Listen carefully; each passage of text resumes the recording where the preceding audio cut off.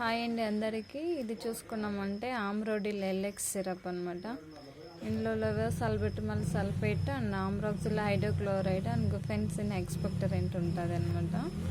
ఇది వచ్చి 100 ml.